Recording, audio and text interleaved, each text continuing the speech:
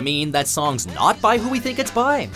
Welcome to WatchMojo.com, and today we'll be counting down our picks for the top 10 songs people think are by someone else. See, I've been through the desert on a horse with no name. It felt good to be out of the rain. For this list, we'll be looking at songs that were recorded by an artist, but for whatever reason have become associated with another artist, usually from a similar musical genre, even though that artist had nothing to do with the song to begin with.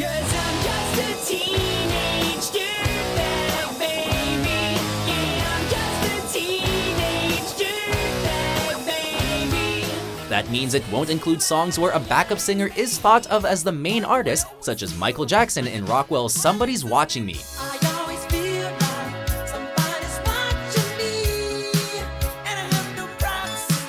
Also, if this miscredited artist worked on the song, or covered it afterwards, like Mott the Hoople's All the Young Dudes, it won't be on this list either.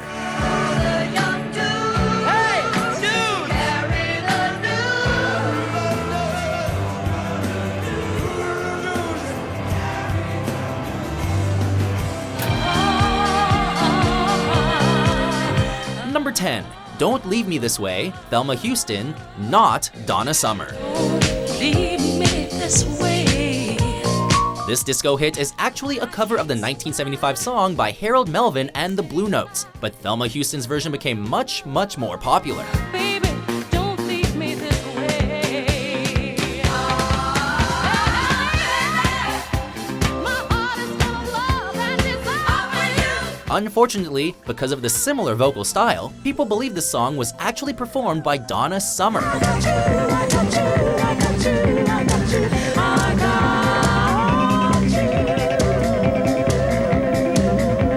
While both artists were disco icons and both peaked in popularity in the late 1970s, Donna Summer was much more recognizable. So it was natural for people to assume a Motown hit with vocals like this had been sung and released by her.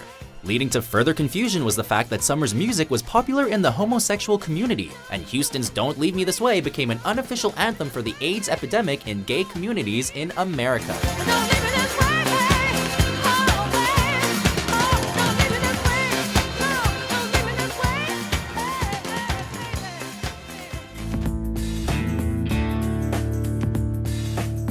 Number 9, Bitch, Meredith Brooks, not Alanis Morissette. I hate the world today.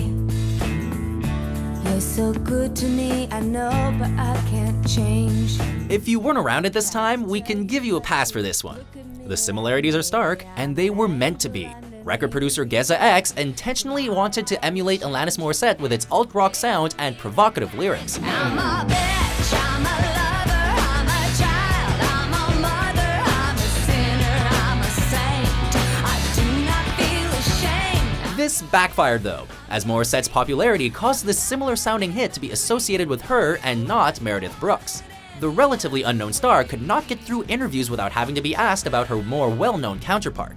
What further added to the mix-ups was the fact that Morissette would later include a song entitled It's a Bitch to Grow Up as a digital bonus track for her 7th album in 2008. That it's a bitch to grow up. Thankfully, Brooks learned to take the misattribution in stride by getting over it and even finding humor in the situation.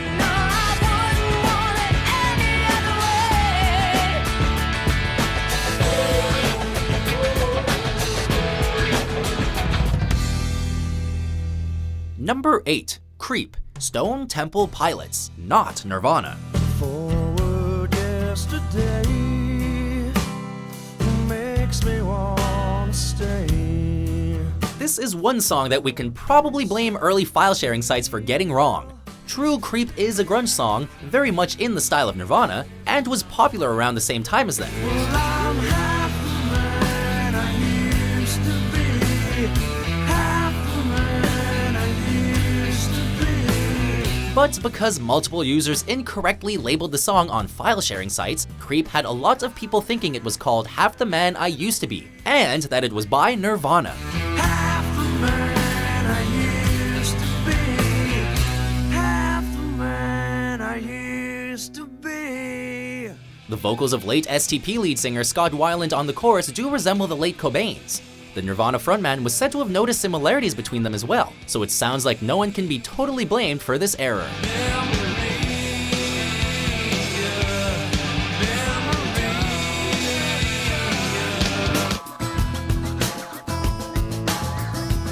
Number 7. Teenage Dirtbag, Wheatus, not Weezer. Her name is Noelle.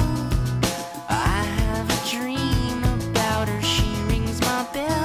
Weezer and Wheatus are two bands with similar names, similar vocal styles, similar musical genres, but because one of them was and is being significantly more popular than the other, then we have a recipe for disaster. 'Cause I'm just a teenage dirtbag, baby. The song called Teenage Dirtbag came out in 2000, right around the time when Weezer reunited, and its teenage pop rock feel, along with strikingly similar band names, had people miscrediting the single left and right. No, she doesn't know what she's missing.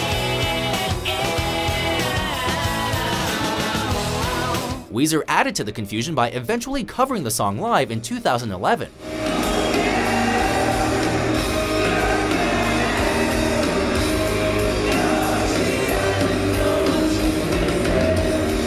I swear by the moon and the stars in the skies. Number 6. I Swear, All for One, not Boys to Men. Shadow that's by your side. We get it, R&B groups can sound pretty similar, especially those that were big in the 1990s. All for One's version of what was originally a country track became an R&B hit as well, winning a Grammy in 1995 and topping the Billboard Hot 100 for 11 weeks. And when just the two of us are there, you won't have to ask if I still care. Because of the group's recognition and song's popularity at the time, people in the 90s, for the most part, knew who sang the song. Nowadays, with All for One not being as recognized anymore, when people think of early 90s R&B, they more often than not think Boys to Men, as well as the song, and naturally link them together. But we shouldn't feel too bad for the smooth quartet, as All for One are still making music and just released an album in 2015, we swear. I swear,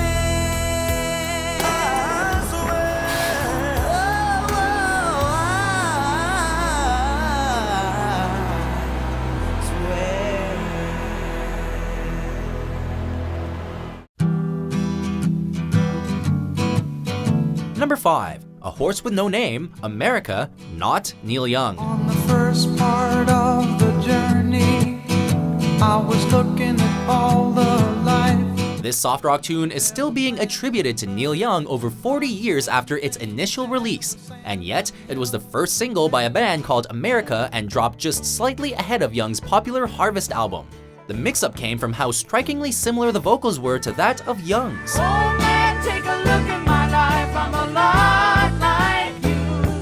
This fact wasn't lost on American singer and songwriter Dewey Bunnell, who stated, "I know that virtually everyone on first hearing assumed it was Neil. I never fully shied away from the fact that I was inspired by him." You see, I've been through the desert on a horse with no name. It felt good to be out of the rain.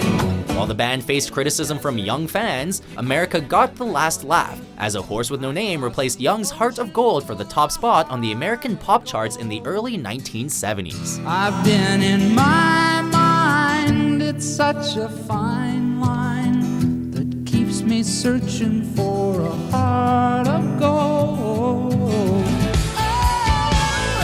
Number 4. The Warrior, Scandal, not Pat Benatar. The 80s led to tons of confusion when trying to differentiate between burgeoning new wave and synth pop bands, with female rockers of the period often grouped together as well. The most famous example of this is The Warrior, which was recorded by pop rock group Scandal, a band fronted by Patti Smith.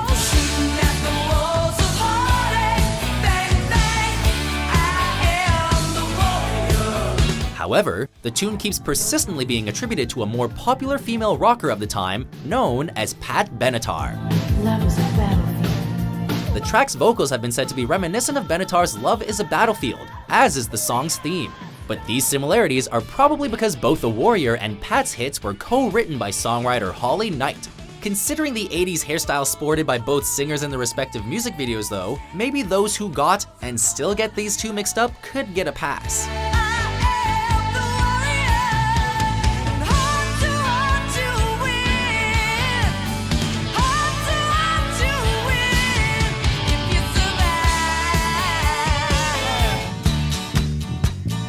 Number 3, Stuck in the Middle with You, Stealers Wheel, not Bob Dylan. Well, I don't know why I came here tonight. I got the feeling that something ain't right. This folk rock song has Bob Dylan written all over it. In actuality though, the influential singer-songwriter had no active role in the making of this song. Stealers Wheel singer-songwriter Jerry Rafferty stated that the song was a parody of Bob Dylan's Paranoia, so this is probably why it sounds so much like him. Clowns to the left of me, jokers to the right. Here I am, stuck in the middle with you. Without video accompaniment, even the keenest Dylan fan might mistake the Stealers Wheel audio for the famous folkster.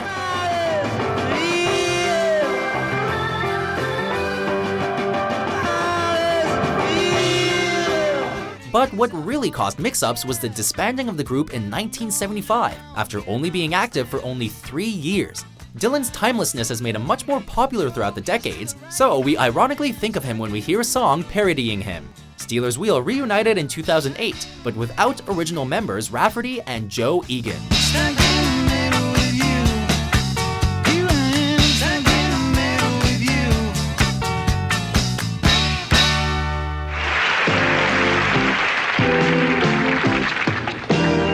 you. Number 2, Escape, the Pina Colada song, Rupert Holmes, not Jimmy Buffett. I was tired of my lady. We'd been together too long. Though this is a song that can stay in your head for hours, many people have thought and still think its lighthearted lyrics were sung by Jimmy Buffett. Wasted away again in Margaritaville. Interestingly enough, the vocals actually don't sound that much like Buffett. But because of the island escapist nature of his music, and the release of another soft rock song called Margaritaville just a couple years prior to Rupert Holmes' Pina Colada song, then the confusion between the song titles and the artists is quite understandable. Yes, I like pina coladas and getting caught in the rain.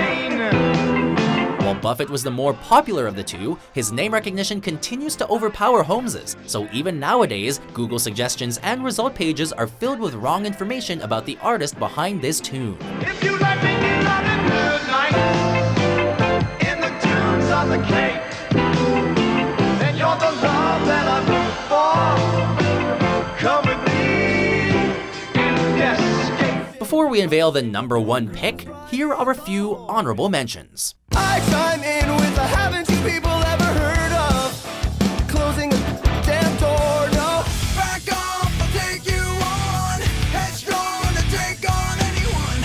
I know that you are wrong. Nobody knows we are a secret, can't be exposed.